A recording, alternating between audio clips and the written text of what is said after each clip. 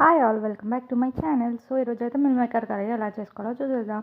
ముందుగా water boil చేసి 5 minutes meal maker అందులో వేసి వాటర్ స్క్వీజ్ చేసి పసుపు, కారం, కొంచెం కార్న్ఫ్లవర్ అండ్ 1 టేబుల్ స్పూన్ మైదా వేసి ఇలా ఫ్రై చేసుకోవాలి.